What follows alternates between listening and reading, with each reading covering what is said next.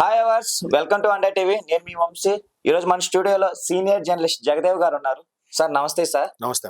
Heroine Keerthy Suresh గారు ఇప్పుడే పెళ్లి చేసుకున్నారు. ఈ రోజే హిందూ సాంప్రదాయ ప్రకారం చేసుకున్నారు. ఈ రోజు ఈవినింగ్ మరలా క్రిస్టియన్స్ టైప్ లో మళ్ళీ మ్యారేజ్ చేస్తారు. అసలు ఎందుకు సార్ ఇలా? అంటే ఆయన కీర్తి సురేష్ గారు చిన్నప్పటి నుంచి క్లాస్మేట్ ఏదో అని చెప్పి అన్నారు. రీసెంట్ గా ఒక 15 days బ్యాక్ ఎప్పుడో వాళ్ళ ఎంగేజ్మెంట్ కూడా అయ్యింది, త్వరలో పెళ్లి చేసుకోబోతున్నారన్న వార్తలు వచ్చి ఆవిడ ఎక్కడ అది ఖండించకుండా ఓకే అన్నట్టు కూడా అన్నారు. సో తర్వాత ఆవిడ బాలీవుడ్ సినిమాలు బిజీగా అయిపోవడము, తర్వాత కొన్ని సౌత్ లో కూడా చాలా సినిమాలు ఇది అవ్వడము, మంచి ఫెమిలియర్ అయ్యారు. మహానటితో బాగా మంచి గుర్తింపు కూడా వచ్చింది, ఆమెకి నేషనల్ గుర్తింపు కూడా వచ్చింది కదా. సో ఆల్రెడీ ఇప్పుడు ఎలా అయిపోతుందంటే సర్టెన్ ఏజ్ గ్రూప్ ఉన్నప్పుడే పెళ్లి చేసుకుంటున్నారు. తర్వాత ఎంతవరకు ఉంటారనేది మనం తప్పు మాట్లాడకూడదు. బట్ ఏంటంటే భర్త క్రిస్టియన్, వీళ్ళు హిందూ అయినప్పుడు రెండు సాంప్రదాయాలు ఇరు వర్గాలకు కూడా సాటిస్ఫై అయ్యే విధంగా ముందు మన ఫోటో చూస్తే మన హిందూ సాంప్రదాయ ప్రకారం దండలు మార్చుకోవడము, కేరళ సాంప్రదాయం ప్రకారం ఏంటంటే పెళ్లి పీటల మీద ఉన్నప్పుడు కానీ ఏదో గర్భగుడిలోకి వెళ్ళేటప్పుడు కానీ కంపల్సరిగా చొక్కా తీసేసి వెళ్తారు. సో అది మనం అది చూడొచ్చు, ఆ తమిళనాడులో కానీ కేరళలో కానీ అవి ఎక్కువగా పాటిస్తూ ఉంటారు. సో ఆ హిందూ సాంప్రదాయం ప్రకారం పెళ్లి అయిపోయింది. నెక్స్ట్ ఈవినింగ్ ఈ ఉంగరాలు మార్చుకోవడం క్రిస్టియన్ స్టైల్లో. కేరళ అంతా కూడా ఎక్కువ క్రిస్టియానిటీ ఎక్కువ కాబట్టి మేబీ అతను క్రిస్టియన్ అని అనుకుంటున్నా, ఆ పరంగా పెళ్లి చేసుకుంటారు. కీర్తి సురేష్ అంటే ఫాదర్ పేరు సురేష్, వాళ్ళకి ఏంటంటే తండ్రి పేరే ఇనీషియల్ గా వస్తారు. సో సెలబ్రిటీస్ అందరూ కూడా ఇవాళ రేపు పెళ్లి చేసుకుంటున్నారు. అంటే ఏజ్ లో ఉన్నప్పుడు చేసుకోవడమే కరెక్ట్. అంత హీరోయిన్ లాగా ఆఫర్స్ అన్ని అయిపోయి ఇంకెవడు సినిమా ఆఫర్లు ఇవ్వక ఏం అవకాశం అప్పుడు చేసుకుందామంటే అప్పుడు ఎవరు ముందుకు వస్తారు? ఎవరు రావడానికి కూడా చెప్పలేం. కాబట్టి ఆ వయసులో ఉన్నప్పుడే పెళ్లి చేసుకుంటే ముద్దు ముచ్చట తీరుతుంది అనే ఉద్దేశంలో చేసుకుంటున్నారు. కొంతమంది ఏంటంటే పెళ్లి అయినా కూడా సినిమాల్లో నటించే వాళ్ళు ఉన్నారు. కాజల్ కన్నా ఆలియా భట్, దీపికా పదుకునే లాంటి వాళ్ళు. ఈ దీపికా పదుకునే గారు అసలు కల్కి సినిమాకి 3 నెలలు 4 నెలలు నిజంగా ప్రెగ్నెన్సీ అప్పటికి, కానీ అలా యాక్ట్ చేశారు. అంటే సినిమా అనేది పర్సనల్ లైఫ్ కి అడ్డు కాకూడదు. మన దగ్గర ఎలా ఉంటదంటే హీరోయిన్ కి పెళ్లి అయిపోగానే ఇంకా ఆఫర్స్ తగ్గిపోతా ఉంటాయి. పెళ్లి అయిపోయింది, ఇంకా వీళ్ళు గ్లామర్ పోతుంది, లేదంటే పిల్లల కన్నాక ఇదైపోతుందని. అటువంటి వాళ్ళందరికీ నోరు ముయించే విధంగా ఆలియా భట్ లాంటి వాళ్ళు ఇప్పుడు చూడండి, చక్కగా అమ్మాయి ఒక పాపకి తల్లి అయినా కూడా మళ్ళీ సినిమాలు యాక్ట్ చేస్తున్నారు. జిగ్రా ఏదో సినిమా కూడా చేశారు మొన్న, సిరీస్ కూడా వెబ్ సిరీస్ కూడా చేశారు. ఆ తర్వాత మీరు అంటే కాజల్ మళ్ళీ రీ ఎంట్రీ ఇచ్చింది ఆవిడ ఒక వెబ్ సిరీస్ తో గానీ, లేదంటే బాలేబాబు గారి భగవంత్ కేసరి సినిమాలో గానీ. ఇట్లా ప్రతి ఒక్కరు చేసుకుంటున్నారు, తప్పేం లేదు. కాకపోతే కొంతమంది భయపడుతున్నారు, కొంతమంది అలాగా భయపడట్లేదు. కెరియర్ వేరు, పర్సనల్ లైఫ్ వేరు. అది ఉండాలి, ఇది ఉండాలి, రెండు బ్యాలెన్స్ చేయనప్పుడే లైఫ్ అనేది. అంతే కదా, ఏ వయసులో జరగాల్సిన ముచ్చట ఆ వయసులో జరగాలి. ఇప్పుడు కాకపోతే 40 ఏళ్ళకు 50 ఏళ్ళకి పెళ్లి చేసుకుంటా అంటే కొంతమంది అలాగే ఉండిపోయారుగా. ఇప్పుడు టబు ఉన్నారు పాత హీరో, ఆ హీరోయిన్ ఆవిడ ఇంతవరకు పెళ్లి చేసుకోలేదు. మరి ఎవరికి తెలియదు, అధికారంగా అయితే అవ్వలేదు. త్రిష ఒకరు. బట్ త్రిష ఇప్పటికీ అలాగే మెయింటైన్ చేస్తున్నారు. రీసెంట్ గా మనం లియో సినిమాలో కూడా చూసాం. తర్వాత నెక్స్ట్ ఇంకా ఇది విశ్వంభర్లో కూడా రాబోతున్నారు చిరంజీవి గారితో హీరోయిన్ గా.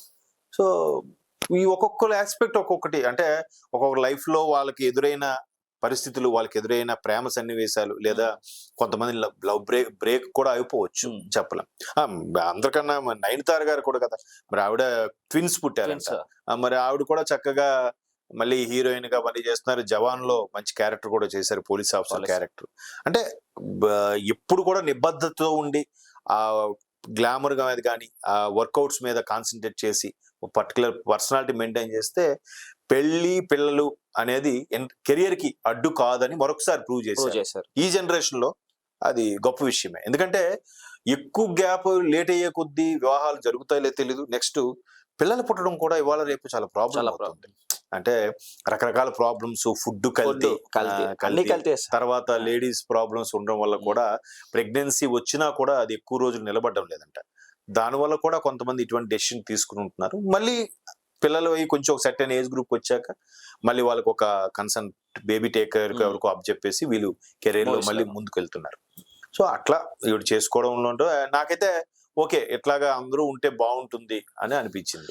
సేమ్ ఇలానే సమంత నాగ చైతన్య గారు 2 మ్యారేజ్లు ఆ, చేసుకున్నారు ఆ. ఒకటంటే అంటే హిందూ style, సాంప్రదాయం, ఇంకోటి ఇంకోటి క్రిస్టియన్ Christian style. సాంప్రదాయం. అవును అవును. అంటే ఇక్కడ ఎట్లా కంపేర్ చేస్తారంటే ఇక నెటిజన్ గా నాకు మీ నెక్స్ట్ క్వశ్చన్ నాకు అర్థమైంది. ఆవిడ పాపం పెళ్లి ఇదైపోయింది.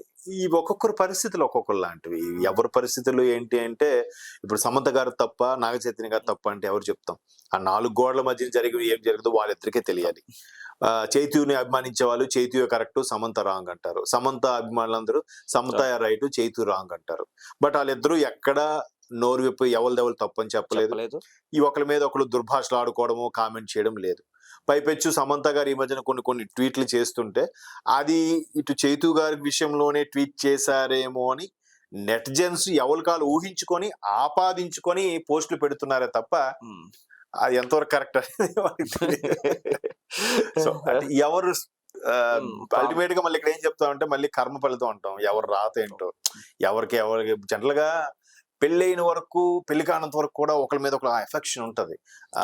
భలే ఉంది, చాలా బాగుంది, ఖచ్చితంగా చేసుకుందాం. అయిపోయిన తర్వాత ఒక రకమైన హక్కు వస్తుంది వాళ్ళ మీద.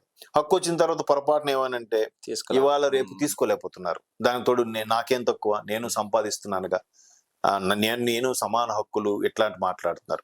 ఒకరికొకరు అండర్స్టాండింగ్ ఉంటే ఏ ప్రాబ్లం ఉండదు. ఈ పాశ్చాత్య పోకట్లకు పోవడం, ఇప్పుడు ఈ పెళ్లిలో కూడా చూడండి, ఒకటి నిజంగా పెళ్లి చేసుకోవాలనుకుంటే గుడిలో దండలు మార్చుకున్నా అవి నిలబడిన పెళ్లిళ్ళు ఉన్నాయి. సంప్రదాయబద్ధంగా చేసుకున్నా కూడా విడిపోయినవి ఉన్నాయి. అది ఏంటంటే సెలబ్రిటీస్ అనేసరికి మనం మరి కొద్దిగా ఇంట్రెస్ట్ గా ఒళ్ళంతా కళ్ళు చేసుకొని చూస్తాం. ఏంటి సమంత గారు కూడా ఇలాగే చేసుకున్నారు కదా, ఈవిడ ఇలాగే చేసుకుంది, ఏమవుతుందో. అట్లా ఎందుకు కీడించడం? ఇప్పుడే అన్ని సవ్యంగా జరుగుతాయి అనుకుంటే బానే ఉంటది. సో కీర్తి సురేష్ గారు నెక్స్ట్ ఏ మూవీస్ చేస్తారు? చేసేవి ఏమైనా ఉన్నాయా ప్రాజెక్ట్స్? నెక్స్ట్ ఉన్నాయంటున్నారు ప్రాజెక్టులు. బాలీవుడ్ దే ఇంకోటి ఏదో సైన్ చేశారంట ఆల్రెడీ.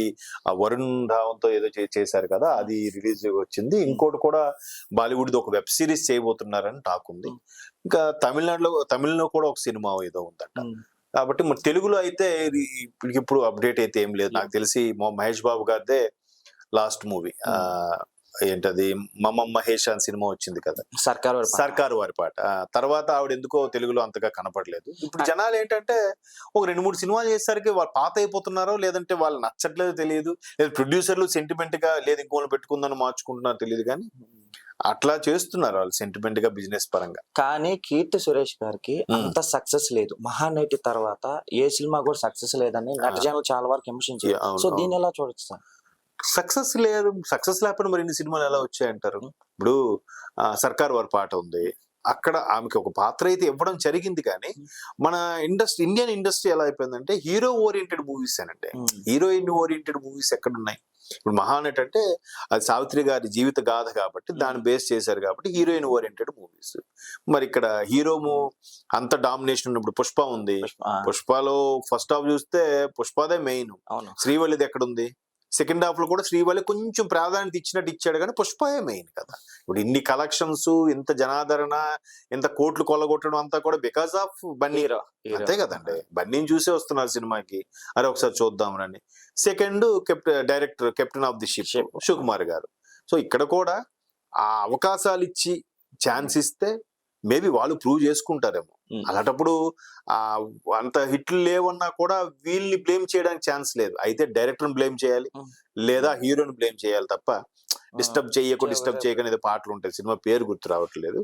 అది పర్వాలేదు, బాగానే ఆడింది. మిడిల్ క్లాస్ అబ్బాయి ఆమెతో అనుకుంటా, మన సాయి పల్లవి. ఎంసీఏ అని మిడిల్ క్లాస్ అబ్బాయి, అదే సరే ఓకే. అంటే ఎట్లాంటి కొన్ని ఉన్నాయి. సర్కార్ వారి పాట పర్వాలేదు, ఆమె కొంచెం గ్లామరస్ గా చూపించారు. వీటిన్నటి వరకు మిగతావన్నీ సంప్రదాయంగా ఉన్నా నేను శైలజ మంచి హిట్ కదా, సూపర్ హిట్. చాలా ట్రెడిషనల్ గా చాలా బాగుంటుంది కూడా. అప్పుడు ఫస్ట్ లుక్ కాబట్టి ఫస్ట్ ఫేస్ అందరికి ఇంప్రెసివ్ గా ఉంటుంది. అసలు రామ్ గారి కెరీర్ లో కూడా మంచి హిట్ అది. సో అట్లా హీరో ఓరియంటెడ్ కాబట్టి దాన్ని హీరోయిన్లు బ్లేమ్ చేయడం కరెక్ట్ కాదని నా అభిప్రాయం.